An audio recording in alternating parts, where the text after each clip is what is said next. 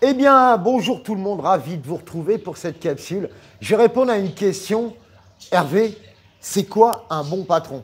J'adore cette question parce qu'en réalité, on passe souvent notre temps à démonter les patrons. Quand les salariés parlent des patrons, c'est tous des enflures, des profiteurs. Et parfois, les patrons ont une très très mauvaise réputation. Mais cette fois, j'ai envie de voir et de te donner les outils qui vont te permettre de savoir si toi, tu es un bon patron ou pas. Parce qu'en réalité, être un bon patron, c'est ce qui va déterminer tes résultats dans ton entreprise. C'est ce qui va déterminer tes résultats, mais pas que dans ta boîte, tout autour de toi, dans ton écologie, que ce soit de travail, mais également personnel. Donc, c'est pas mal de se poser la question, OK, comment on peut définir si je suis un bon patron? Tout d'abord, quand on parle de bon patron, on ne va pas dire « Ah, il est super ce patron, mais qu'est-ce qu'il est con ?» Non, en général, c'est ce patron, il est super et en plus, il est super sympa. Donc, première des clés, si tu es un bon patron, c'est que tu es quelqu'un de super sympa. Donc déjà, si tu es un gros con dans la vie, laisse tomber, tu ne dois pas être un super patron. Donc réfléchis, si tu as cette réputation, c'est qu'il doit y avoir quelque chose. Premier point, tu dois être sympathique. Et être gentil, ce n'est pas une tare. Être gentil, ce n'est pas un handicap. Sauf si tu veux en faire une tare ou un handicap. Si tu te dis, je suis trop gentil dans la vie, ça, c'est ton problème. Mais en réalité, on n'est jamais trop gentil. Il faut être trop con, mais pas trop gentil. OK? Donc, deuxième chose, un patron n'a jamais de salariés. Un patron, il a des collaborateurs. Et tu verras ça par la suite des points. Maintenant, si tu dis, ouais, mes salariés, ok, c'est ton problème. Mais si tu dis mes collaborateurs, tu verras que ça ne va pas être tout à fait possible, que ce soit dans l'énoncé, mais également dans la résolution du problème. Donc, tu vois, deuxièmement, tu n'as pas de salariés si tu es un bon patron. Troisièmement, tu es un leader et pas un manager. Il y a des patrons qui vont faire les patrons comme des managers, qui vont côtoyer, alors je ne vais pas dire collaborateurs, mais là, ça va être vraiment leurs salariés et qui vont les driver comme un manager. Il faut être à l'heure, il faut faire ci, il faut faire ça. Tu as un contrat, tu dois respecter ton contrat et patati et patata. Un véritable petit chef de va-t-en-guerre, un vrai manager. Et là, je peux te dire que c'est complètement loupé dans ta relation à l'autre, c'est mort. Par contre, être un leader, c'est complètement différent. Un leader, excusez pour les oiseaux comme d'habitude, mais j'ai pas de volume pour les piafs et j'adore ça. Ce que je veux dire, c'est qu'un leader, lui, c'est pas un manager. Le leader, lui, il est naturellement inspirant. Il est tellement passionné qu'il en est passionnant. Ça veut dire que tout le monde va avoir envie de le suivre. Donc, ne sois pas un manager, mais sois un leader. C'est ça, les vrais patrons, ce sont de véritables leaders. Ensuite, ce leader, ce patron, il a une vision claire. Une vision claire et en plus, il la partage avec ses collaborateurs. Par exemple, on se réunit. Qu'est-ce que j'ai comme vision pour l'entreprise à 6 mois?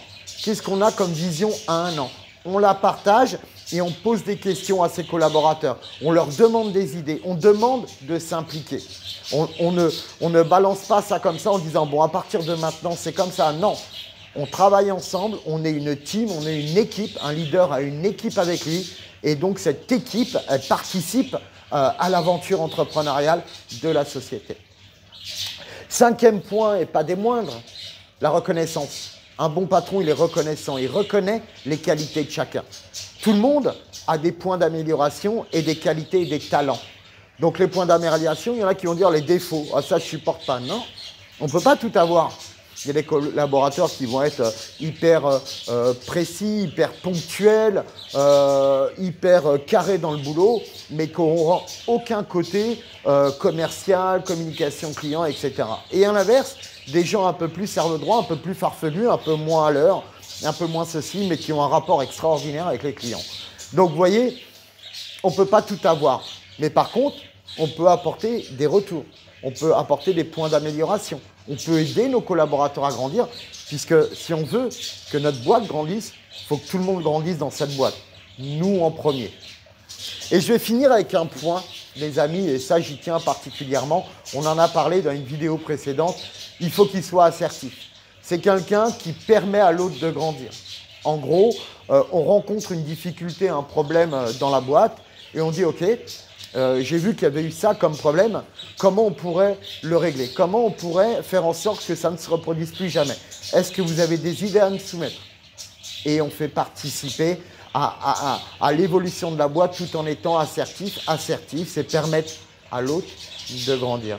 Donc, vous voyez, un bon patron, c'est très simple. Déjà, premier point, il est sympa. C'est pas un routier, mais c'est un patron. Les patrons, quand ils sont sympas, en général, on les adore. Il n'a pas de salariés, il a des collaborateurs en deuxième position. Il est leader et pas manager en troisième possibilité. Il a une vision claire qui fait partager à ses collaborateurs. Il est reconnaissant, mais en termes de parole, certes, mais surtout aussi s'il y a besoin de donner des primes parce que la boîte travaille, il faut le faire également. Et puis dernièrement, il est assertif, il permet à ses collaborateurs de devenir une meilleure version d'eux-mêmes. Il permet à ses collaborateurs d'atteindre l'objectif que la boîte s'est fixé. Donc, être un bon patron, c'est très simple, les amis. C'est du gros bon sens. Donc, regardez si vous êtes comme ça, si vous permettez aux gens de grandir.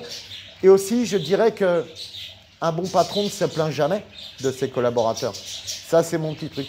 Un bon patron, il n'a que ce qu'il mérite. Un bon patron, il sait très bien que si ça se passe comme ça, ce n'est pas de la faute des autres, c'est de la sienne et il va faire en sorte que ça se règle le plus rapidement possible. Donc, n'oubliez pas ça. Je suis sûr que si vous regardez cette vidéo, vous êtes de très bons patrons. Mais j'espère que tous ces points, vous les vérifiez et vous voyez si vous êtes dans les cases. Alors, en ce cas-là, c'est que vous êtes un super patron. Et je vous souhaite toutes les réussites du monde. Si ce n'est pas le cas et que vous savez, être patron, ça s'apprend. Être fleuriste, être boulanger, être poissonnier, tout ça, ça s'apprend. Être patron également. Mais être collaborateur aussi, ça s'apprend. Et c'est nous, en tant que patron, qu'on doit apprendre à nos collaborateurs de faire en sorte de coller aux valeurs de l'entreprise. Donc, si vous avez besoin, vous, d'être aidé de ce côté-là, contactez-moi. C'est notre boulot, on est là pour ça. Et on va vous accompagner à devenir les meilleurs patrons du monde pour avoir les meilleurs collaborateurs du monde et surtout avoir le meilleur business du monde.